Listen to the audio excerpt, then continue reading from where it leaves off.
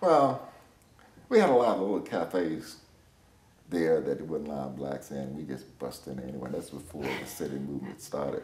So y'all would just walk in? Oh, we just walk in. Okay. You know, I mean, when, you know, we just walk on in there. And they had movie theaters where the blacks had to sit up in the balconies. And we get up there and get popcorn and Cokes and we throw it down on the white folks. You know, and we and they'd come up there, boy, trying to find out who's doing all this stuff. Nobody would tell anything and blah, blah, blah. So we just raised all kind of sand. And then another thing we would do, we would go in to go downstairs, put the money down there and go in there and they had to come and get us. Okay, explain. What do you mean? We had to go down on the lower, that's where the white folks sat, on the lower level. So there would be a balcony and there'd be a lower level. Right. Okay.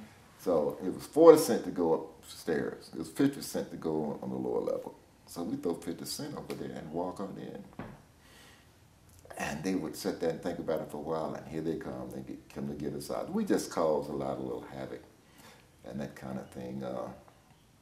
And really, when it came to sports, when they started to desegregate the leagues or whatever they want to call them, because they did a slick thing in terms of, instead of desegregating the schools, what they did, they left the schools alone.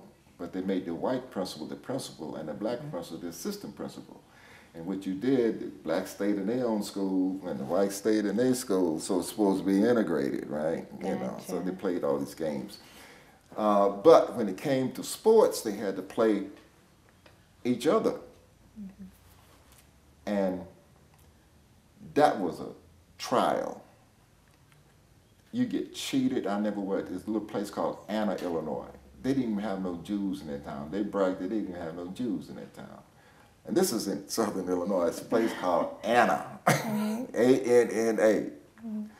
We were playing in a tournament, and it was cheating.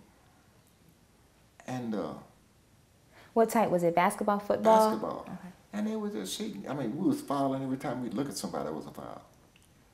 So we was about ready to fight because it was wrong. The coach called a timeout and called us over there and said, look, you got about 3 points to lead. Don't miss. When you go down on defense, get in position, just stand there. So we did. We went down there and just stood there and let them do what they wanted to do. And half the time they would miss. It was so. So we get the ball going out and he said, you better hit when you get the ball.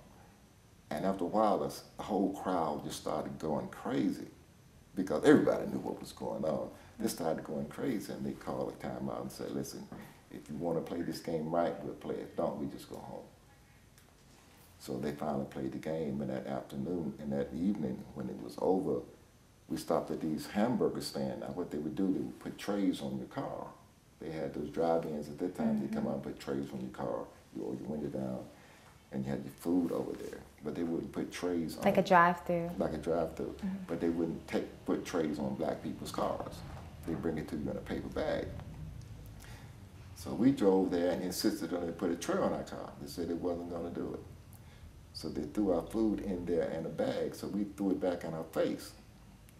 And they came out with shotguns. They came out of that place and said, oh my God, what did we do?